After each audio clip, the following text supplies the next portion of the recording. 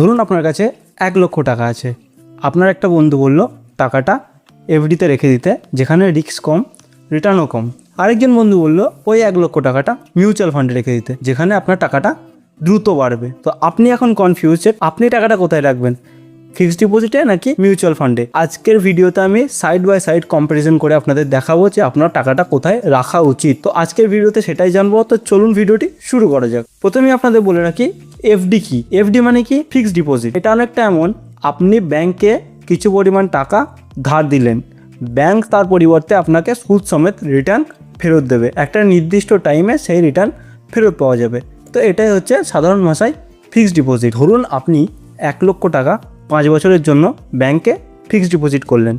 যদি 6% হারে আপনার সুদ হয়, তাহলে 5 বছরে সেই টাকা হবে 1,34,000 টাকা। তার মানে আপনি এই 34,000 টাকাটা লাভ করলেন আপনার 1 লক্ষ টাকা ব্যাংকে ফিক্সড ডিপোজিট করে। আচ্ছা, এই ফিক্সড ডিপোজিটের কী সুবিধা রয়েছে? এখানে টাকা খুব নিরাপদ, আপনার কোনো রিস্ক নেই। আপনি ফিক্সড রেখে দিলেন, আপনি আগে থেকেই জানতে পেরে গেলেন যে আপনার কত টাকা রিটার্ন আসবে। তাহলে এর ডিসঅ্যাডভান্টেজ কি? এটাতে রিটার্ন খুব কম পাওয়া যায়, কোনো সময় এর রিটার্ন ইনফ্লেশনকেও বিট করতে পারেন। এবার আসি মিউচুয়াল ফান্ডে। মিউচুয়াল ফান্ড কি? এখানে অনেক মানুষের টাকা একসাথে একত্রিত হয়ে বিভিন্ন কোম্পানি বা স্টকে ইনভেস্ট করা হয়। এটা করার জন্য একজন প্রফেশনাল ফান্ড ম্যানেজার থাকে যে এইসব করে। তো এর মাধ্যমে কি হয়, ধরুন আপনি আপনার 1 লক্ষ টাকা মিউচুয়াল ফান্ডে ইনভেস্ট করলেন। যদি অন অ্যান অ্যাভারেজ গড়ে 12% রিটার্ন আপনি পান, মিউচুয়াল ফান্ডে 12%, 10 থেকে 12% রিটার্ন পাওয়াই যায়।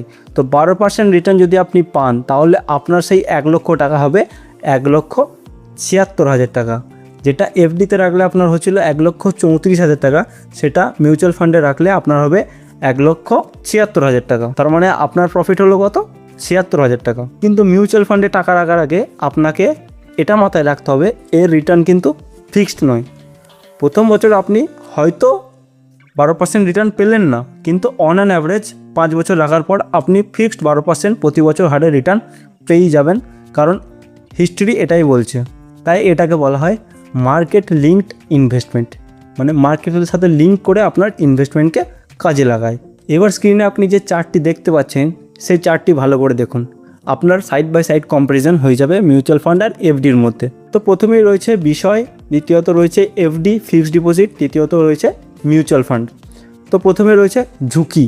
তো ঝুঁকি এফডিতে খুব কম, মিউচুয়াল ফান্ডে মাঝারি টাইপের ঝুঁকি দেখা যায়। রিটার্ন আপনি ফিক্সড ডিপোজিটে 5 থেকে 7% পাবেন, বাট মিউচুয়াল ফান্ডে 10 থেকে 15% অন অ্যান অ্যাভারেজ রিটার্ন পাওয়া যাবে। নিরাপত্তা, ফিক্সড ডিপোজিটের নিরাপত্তা বেশি, মিউচুয়াল ফান্ডের নিরাপত্তা মার্কেটের উপর নির্ভরশীল। মার্কেট উপরে উঠলে আপনার টাকা বেশি হবে, মার্কেট নামলে আপনার টাকা কম হবে, প্রফিট কম হবে। সময়, শর্ট টার্ম, এফডিতে আপনি যদি শর্ট টার্মে টাকা রাখেন, তাহলে আপনি ফিক্সড রিটার্ন পাবেন, যে রিটার্ন আপনাকে আগে থেকেই বলা হবে সেই রিটার্ন পাবেন। কিন্তু মিউচুয়াল ফান্ডের রিটার্ন আপনাকে নিতে গেলে লং টার্ম, কমসে কম 5 থেকে 7 বছর আপনাকে অপেক্ষা করতে হবে ভালো রিটার্ন পাওয়ার জন্য। তাহলে আপনার জন্য কোনটা ভালো? যদি আপনি চান ঝুঁকি একদম কম, রিল্যাক্সে একদম টাকা রেখে দেবো, সেই টাকার ইন্টারেস্ট নিয়ে আমার ঘর সংসার চলে যাবে, তো সেরকম যদি আপনি চান, তাহলে সেটা রাখুন ফিক্সড ডিপোজিটে। যদি আপনি চান বেশি টাকা তৈরি করতে, তাহলে অবশ্যই আপনাকে মিউচুয়াল ফান্ডে ইনভেস্ট করতে হবে। স্মার্ট মানুষ কি করে?